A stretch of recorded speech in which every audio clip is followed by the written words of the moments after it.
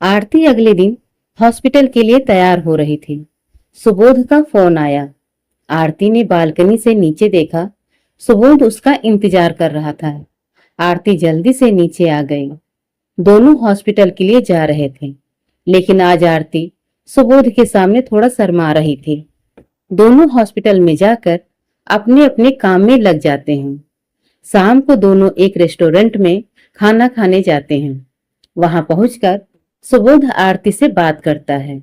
आरती, मैं 2 दिन के लिए बाहर जा रहा हूँ। आरती उसे आश्चर्य से देखती है। कहाँ जा रहे हो? क्या बात है? सब ठीक तो है? सुबोध कहता है, हाँ सब ठीक है।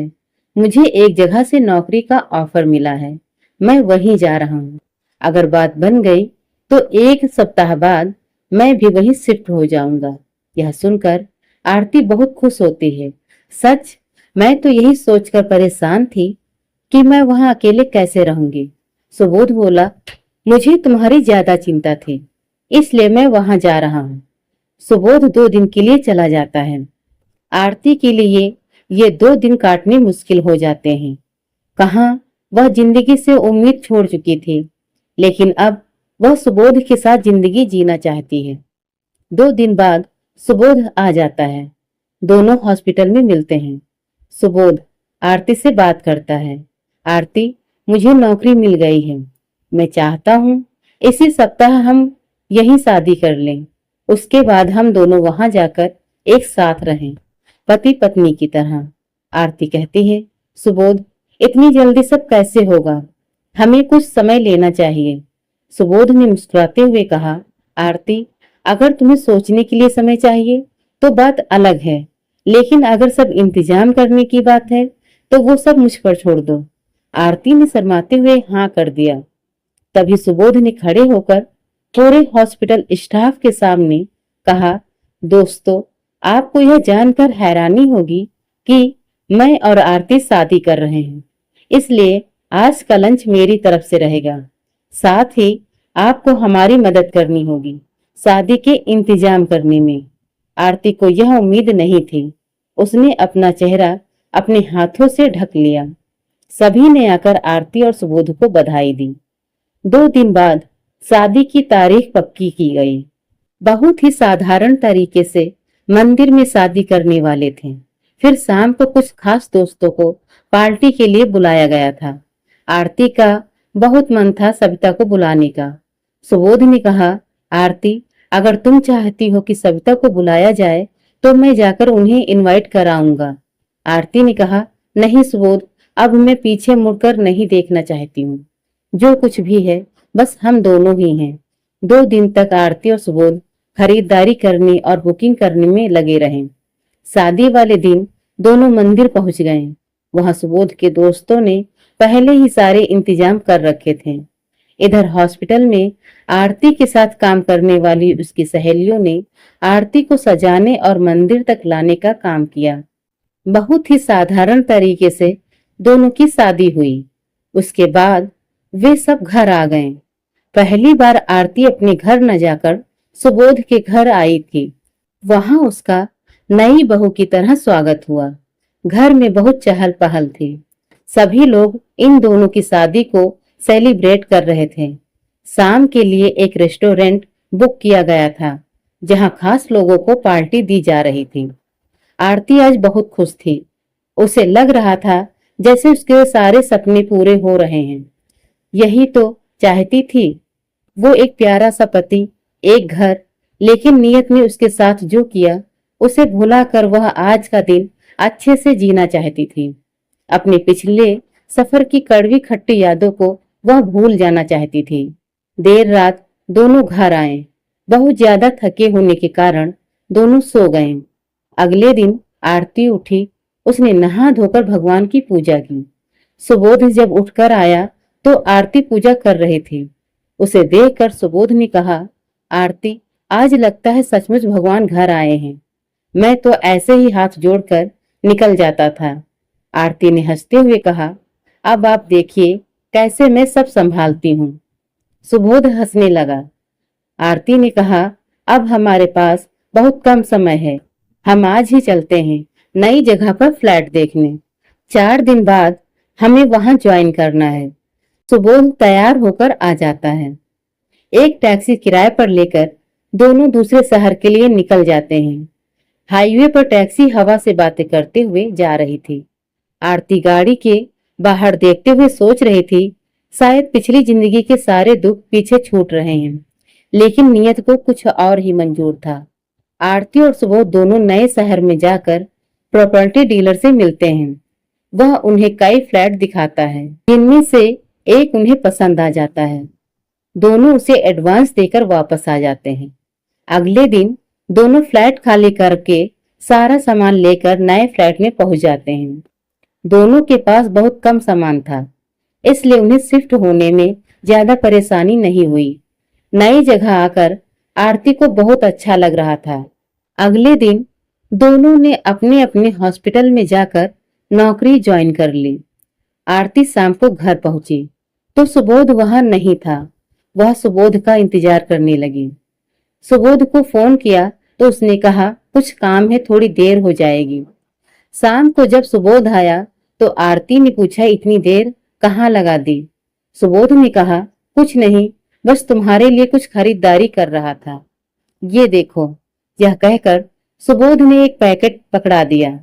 आरती ने देखा तो वह एक ज्वेलरी सेट था। बहुत सुंदर सेट था।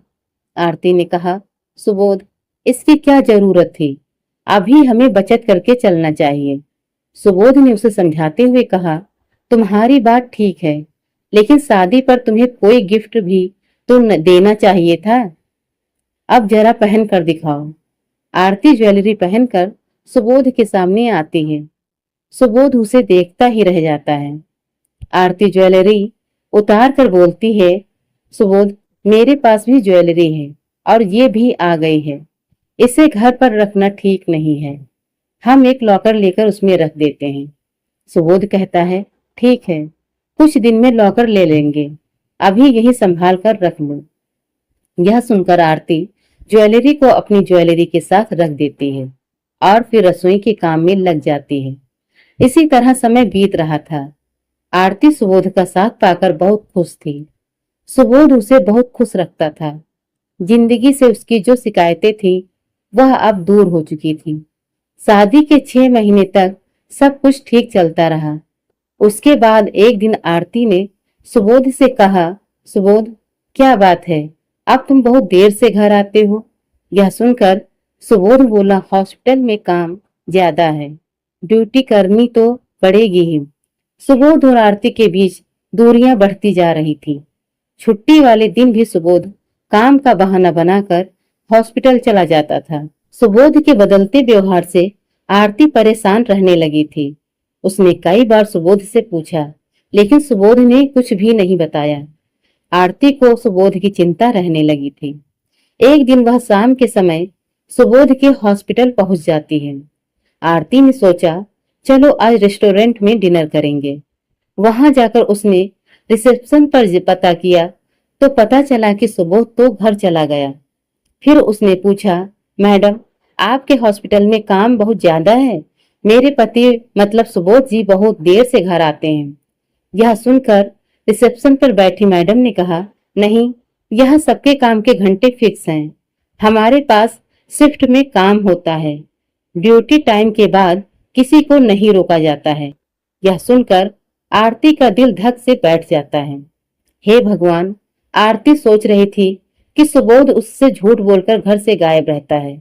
वह मुझसे बचने की कोशिश कर रहा है। इसी उधेड़-बुन में वह घर पहुंच जाती है। कुछ देर बाद सुबोध आ जाता है। आरती उससे पूछती है तो वह वहीं हॉस्पिटल का बहाना बना देता है। आरती उससे कहती है, मैं आज हॉस्पिटल गई थी, वहां तो कोई ओवरटाइम नहीं होता, फिर तुम देर रात तक कहाँ रहते हो? सुबोध यह सुनकर हक्का बक्का रह जाता है। आरती, ऐसा कुछ नहीं है, वो लड़की अभी नई आई है, मुझे नहीं जानती, मैं डॉक्टर के साथ रहता हूँ। किसी तरह सुबोध आरती को समझाकर शांत करता है, लेकिन आरती के मन में शांति नहीं थी। वह रात भर जागकर यही सब सोचती रहती है। धीरे धीरे दोनों अजनबियों की तरह रहने लगे। अब न सुबोध उससे ज्यादा बात करता था न उसकी ओर ध्यान देता था। आरती को यह बात समझ नहीं आ रही थी कि अचानक सुबोध का व्यवहार क्यों बदल गया है। एक दिन सुबोध हॉस्पिटल चला गया। आरती का मन हॉस्पिटल जाने का नहीं था, वह घर पर ही थी। कुछ देर बाद घंटी बजी। एक पोस्टमैन सामने खड़ा था। उसने आरती को एक चिट्ठी दी। चिट्ठी सुबोध के नाम थी। आरती ने चिट्ठी टेबल पर रख दी और रसोई के काम में लग गई। जब दोपहर को वह खाना खाने बैठी तो सामने चिट्ठी देखकर उसने सोचा, सुबोध को यहाँ कोई नहीं जानता, फिर यह चिट्ठी किसकी हो सकती है। आरती ने चिट्ठी खोलकर पढ़ना शुरू किया। चिट्ठी पढ़ते पढ़ते आरती की आंखों में आंसू निकल आए। पूरी चिट्ठी पढ़कर वह सकते में आ गई थी। यह चिट्ठी किसी रूपा की थी। सुबोध की पत्नी रूपा ने लिखा था, आप पिछले 8 महीने से गांव नहीं आए। दोनों बच्चे आपको बहुत याद करते हैं। एक बार आकर मिल जाइए। एक बार फिर आरती के साथ धोखा हो चुका था। आरती की आंखों के सामने उसकी पिछली जिंदगी फिर से दिखने लगी। इस दुनिया में एक भी इंसान ऐसा नहीं है जिस पर वह विश्वास कर सके। हर इंसान ने उसे धोखा दिया है। वह यही सब सोच रही थी कि अब आगे क्या करेगी, किसके लिए जिए। अब सुबोध की बेरुखी की वजह समझ आ गई थी। अपनी पत्नी से मन भर गया तो उसने आरती को फंसा लिया। अब उससे भी मन भर गया तो किसी और को फंसाने की तैयारी कर रहा होगा। आरती बहुत देर तक पलंग पर लेटी हुई रोती रही। उसने घर छोड़ने का फैसला किया। वह अपने बैग में सामान रखने लगी तो उसने देखा कि उसकी अलमारी में न तो उसकी ज्वेलरी है, न सुबोध ने जो दी थी वह। आरती ने अपना पैसा भी सुबोध को दे दिया था। शादी की तैयारियों के समय उसने जो बचाया था वह पैसा भी अलमारी में नहीं था। आरती समझ चुकी थी उसके मान सम्मान के साथ साथ उसकी ज्वेलरी और पैसे भी लुटे जा चुके हैं। बस किसी भी दिन सुबोध उसे छोड़कर भाग जाने वाला था, ऐसी जगह जिसके बारे में उसे कभी पता नहीं लग पाएगा। आज अगर यह चिट्ठी उसके हाथ नहीं लगती तो उसे कभी इस सच्चाई का पता नहीं लगता। आरती ने वह चिट्ठी टेबल पर रख दी और सब कुछ छोड़कर घर से चली गई। उधर सविता को आरती के बारे में कुछ पता लग गया था कि उसने सुबोध से शादी कर ली है और वह इस शहर से दूर चली गई है। सविता के सवालों का जवाब उसे नहीं मिला था, लेकिन वह खुश थी कि आरती को एक जीवन साथी मिल गया है।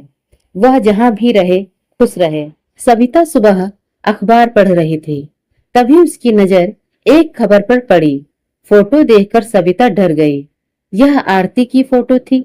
आरती ने नदी में कूदकर जान दे दी थी। यह फोटो उसकी पहचान के लिए छापी गई थी। सविता तुरंत गाड़ी लेकर वहां के पुलिस स्टेशन पहुंची। उसने आरती के बारे में पता किया।